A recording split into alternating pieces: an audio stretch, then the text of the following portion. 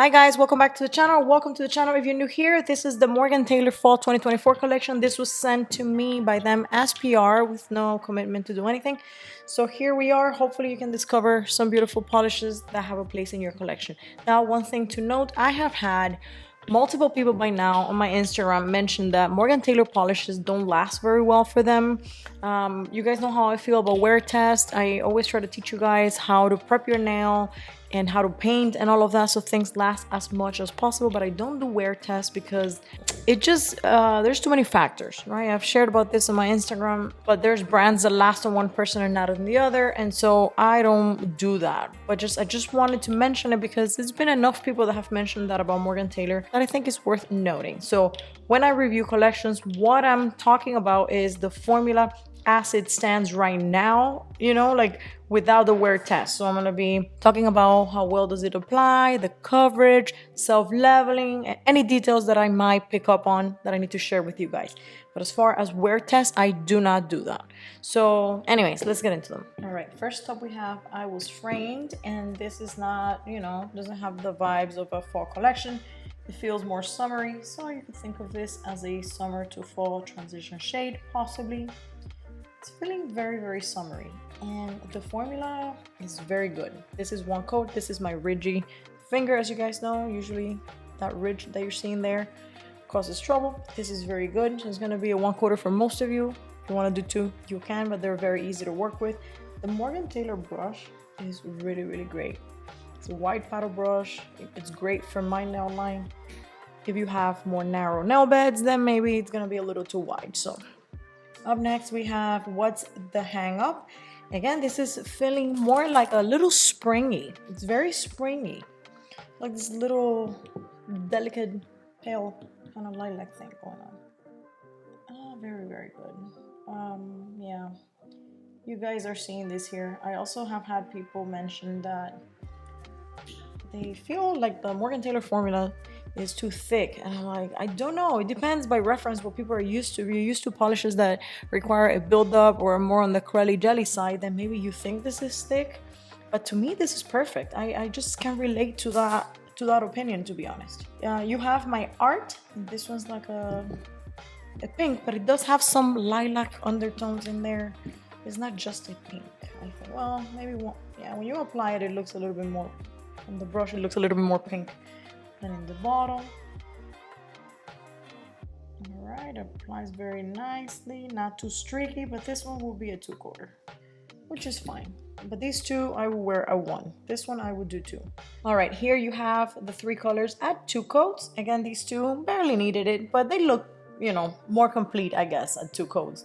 Like the minor visibility that I had on my ridge here completely disappeared. This one didn't change at all. It was okay at 1 already. And this one definitely benefits from that 2nd coat.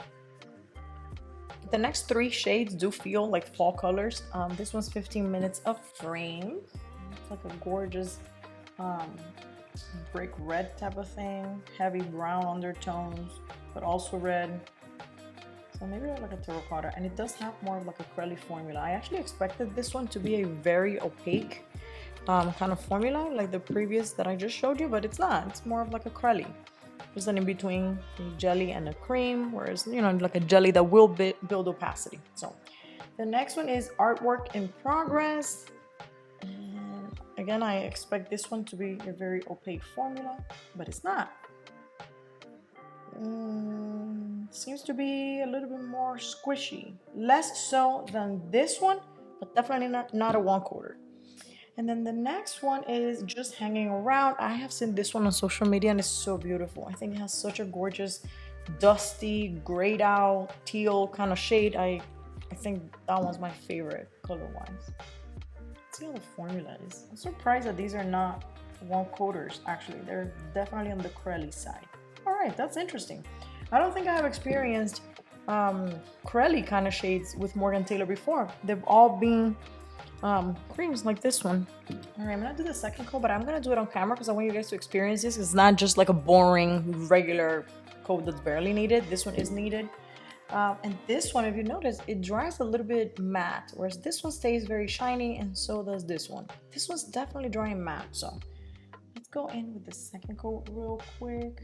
All after that second coat, it is perfect for me, as you can see. Let's go with the second coat of this little matte guy. Ooh, I dropped too much, sorry. And this one almost feels as if it had green undertones. I don't think it's a green, I think it's like a greened out light brown. It's weird, it's like a brown, but it has green undertones. And gray. So it's an interesting mix. Okay, very interesting. I still think my favorite is the one at the index. This color is just delicious. Oh my god, so good. But yeah, they're perfect at 2 coats. And this one, as you can see, is practically drying matte in front of your very eyes, whereas these other 2 are staying shiny. So yeah, definitely we have 3 summery, springy kind of polishes, and then we have 3 that are fally. So I'm guessing this is more of like a transitional kind of collection, like half and half. So anyways, all the polishes have good formulas. These 2 could be 1 coaters. The rest of them are going to be 2 coaters, all easy to work with. So as far as the collection being cohesive or not, I don't think it's cohesive. I think like these 2 feel springy, this one feels summery, these 3 feel fally. But individually, each polish, if it has a place in your collection, the formulas are very good and easy to work with. Again, you can see this one. I haven't put a top coat or anything, how it dries semi-matte.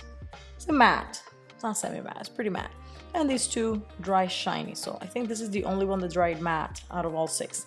And individually, they have good quality formula-wise. And if you like any of them, you're not going to have any trouble. I think these are all beginner-friendly. Even the acrylic ones, they need 2 coats. They're easy to work with. As far as the brand lasting on the nail or not, and the reports that I mentioned I've gotten on Instagram, is too many things that impact longevity of nail polish on the nail, and it depends on the state of your nail, your lifestyle, what base coat you use, what top coat, your application. There's just too many factors. So I'm going to be linking a video here at the end. Make sure you check it out, of my top 10 tips to make any manicure last longer. It's going to be brand independent, product independent, just tips in general that can help you guys. So again, thank you so much for clicking on this review, and I'll catch you on the next one. Bye.